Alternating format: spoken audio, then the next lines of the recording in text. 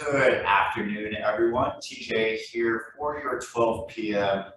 Stretch break. So today we're going to start off on the floor. So if you have a mat, great. If you don't, not a big deal. Hopefully you have a carpet. But we're going to sit on our bottom and our legs are going to be out in front. And we're just going to either reach for mid-calf, ankle, or toe, but just ease your way into it since we're just starting off.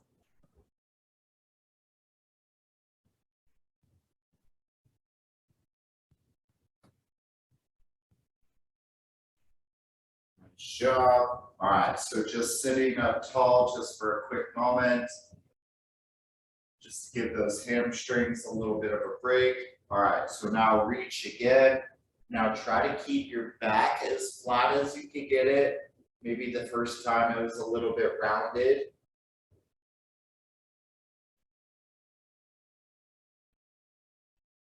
So just reaching a little further, whether it's, more towards your ankles or you're able to touch your toes.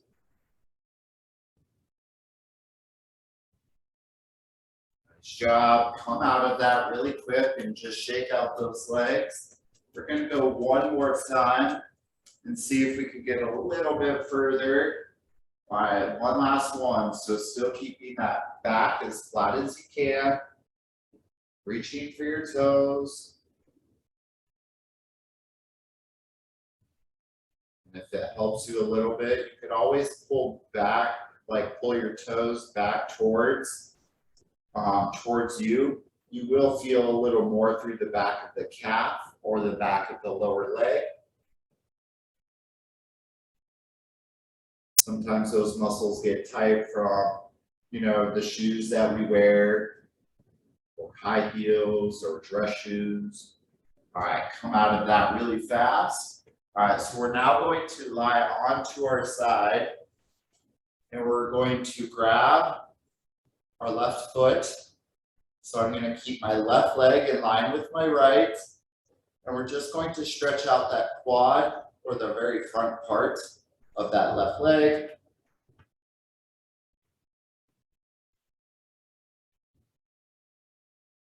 So again, feeling that stretch through the front of the thigh.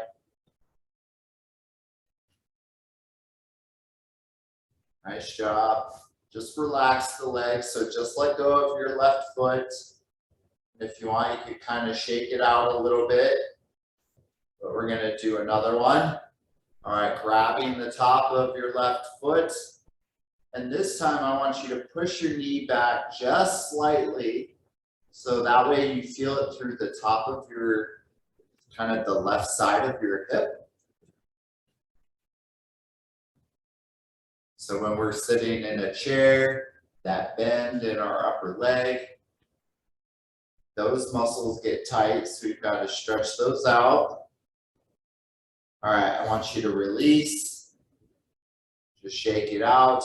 We're going to do one more time for this leg, and then we're going to change to the right. All right, grab the top of your left foot again. And again, pushing that knee back just a little further. Doing what you're capable of doing with little injury as possible.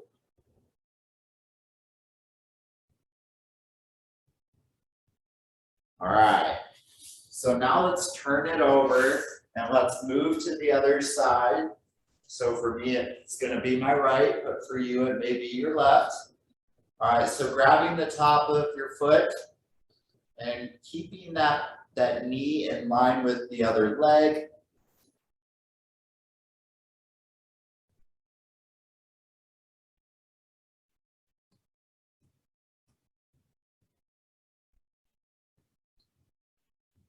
Nice job. All right, just relax, shake it out. So when we grab our foot the second time, we're now going to push that knee back just a little further, so that way we now start to get that like within the hip. All right, ready? Go.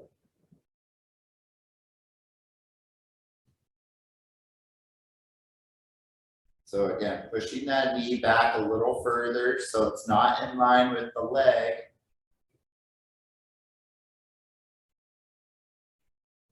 Nice job, relax, shake it out. So we're gonna go one more time. All right, get ready, go. So pushing that knee back a little further. Again, really feeling that stretch, again, through that right hip, or you may be on your left hip, or at least where that bend is when we're sitting. So we're typing away, working hard, or maybe hardly working.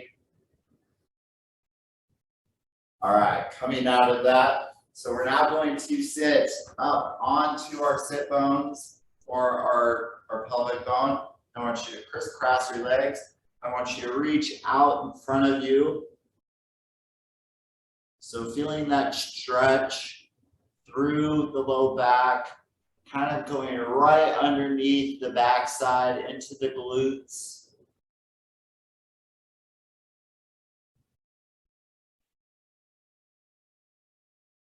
Nice job. All right, I want you to come out of that, and I actually want you to twist. So you can rotate either direction, whether you rotate right or rotate left. But sit up tall, making sure that the opposite arm comes to the outside of the opposite leg. So still keeping those legs crossed. Now let's do the other side. So still sitting up tall, stretching out through the torso, the front part. All right, so going back to reaching in front of you, still keeping those legs crisscrossed. And if you want, you can actually walk your way to the left, hold it. And now I want you to walk your way to the right and hold. Still keeping those shoulders square to the floor or parallel to the floor. So it's just feeling that stretch kind of travel to the opposite side. So if I'm reaching to my right, you're going to feel it through the left side. And if you reach to the left, you're going to feel it to the right. All right, so sitting up tall again, incorporating that torso twist. So opposite arm comes to the outside of the opposite leg, sitting up tall.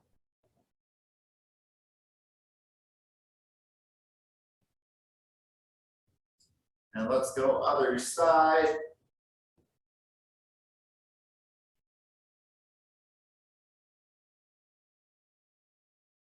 Excellent. All right. So now let's move on to the upper part of our body. So I'm just going to move to a kneeling position, just because it's quicker. All right. So I want you to take your left hand and I want you to reach towards the right.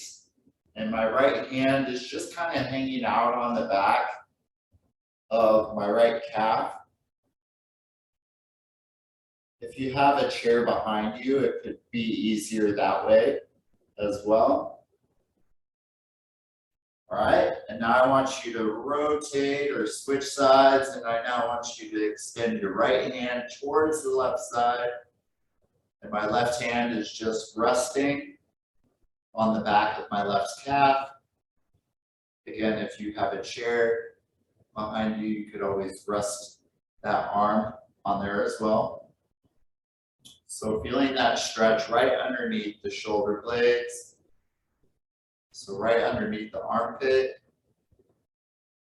All right, so still in that kneeling position, I now want you to interlock your fingers, placing it back behind your head and pushing your elbows back and pushing your head back into your hands.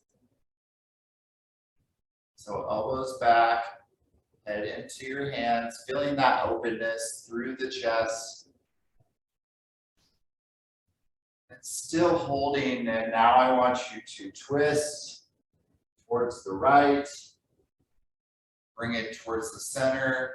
Again, twist now towards the left. Again, doing what you can, back to center, and just continue to do that stretch that we started with the first time. One last time, twist to the right, and twist to the left. Nice job. Put those hands down. Let's reach left arm towards the right side. Again, still stretching out underneath that armpit into the shoulder blades. My right hand is still resting on that right calf.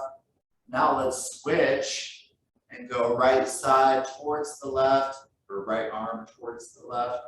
Left hand is resting on the back of my left leg, or the lower half of my left leg.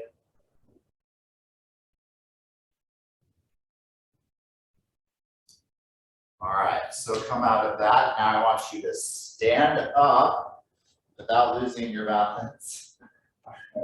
So give yourself a great big hug, and we're going to do that kind of that rolling down or that slinky action just to feel that stretch traveling along the spine as we roll down.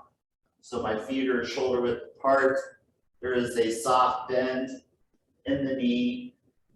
I'm just rolling down slowly, connecting my mind with the stretch and where I'm feeling it. And when you get to the very bottom, dropping those hands down. And this time it's okay that the back is round or there's that curve in your back. I want you to give yourself that great big hug again. And now I want you to roll yourself up, taking your time, allowing the shoulder blades to be apart this time as you roll up and as you roll down. So that way you feel it through the spine. And we're going to go back down again. So still keeping that hug. We're going to roll down. Again, allowing those shoulder blades to be apart, not necessarily pinching them together. When you get to the very bottom, I want you to slide your hands down to your elbows, and I just want you to rock. So like you're shifting your weight from right side to left side, right side to left side. I want you to give yourself that great big hug again. Again, this time those shoulder blades are still apart as we roll up, feeling that stretch from vertebrae to vertebrae, traveling up our back. When we get to the very top, I want you to roll your shoulders back. Just some small shoulder rolls going back, shoulder rolls going forward. Just a few. Excellent job. All right. So the next one that we're going to do, we're going to use our mats just for more of a kind of, I describe it as more of an upside down mountain pose. But again, it's this kind of upside down letter B. The shoulder blades are flat up against the back, pressing the heels towards the floor, just so we feel that stretch through the back of the leg. If it's a little too much, you can alternate this kind of stepping motion just to gently ease into it.